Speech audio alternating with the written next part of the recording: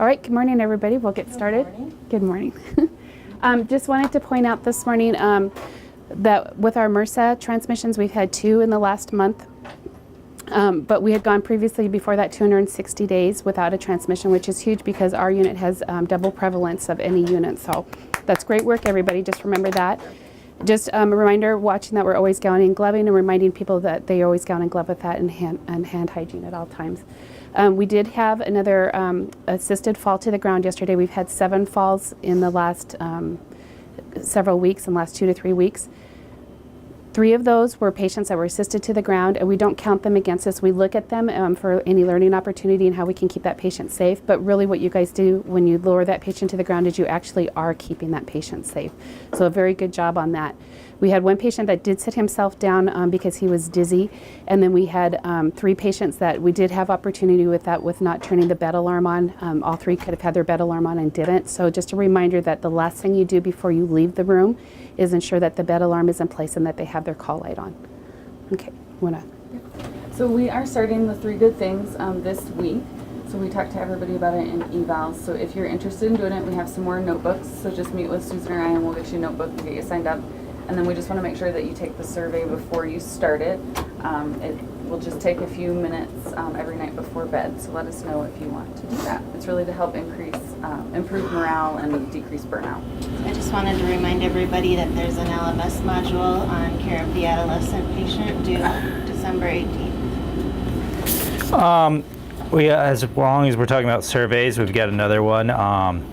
It's our culture survey, and this is really important for the Safe and Reliable team and the overall unit because it really kind of tells us where we're at, and kind of where we're going to focus our main goals for Safe and Reliable. So right now we're at 34 out of 95, so out of 36%, our goal is 100%. And if we get that, not only will we have good info, but Susan will get us something good too. Yeah, we'll have treats.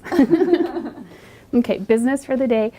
Connie's in charge today, and Lindsay is going to be tonight. Sarah's going to be our ADT. Phyllis is our unit clerk this morning, and Dana Ray is this afternoon. We are fully staffed. We are completely full. The hospital is very full right now. Care Station D is open. They have 6 patients. So just a reminder as you get those discharges that we want to get them down to the discharge lounge so we can get hopefully those patients out of Care Station D, get it closed down, and get the staff up on the floors to help out.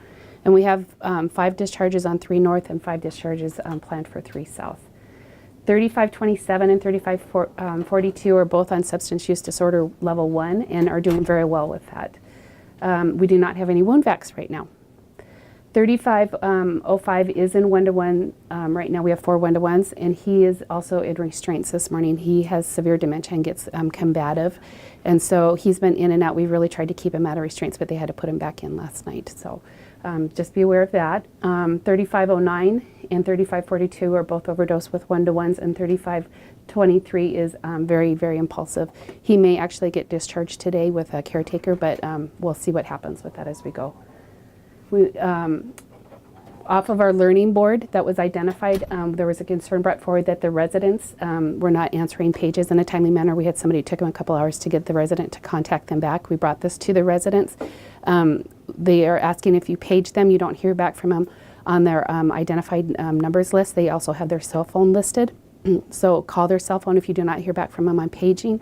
And if you continue not to hear back from them, go up the chain of command and go to their attending, the next person on the list. So they very much want to make sure that we're giving safe patient care and that they're addressing those pages with that.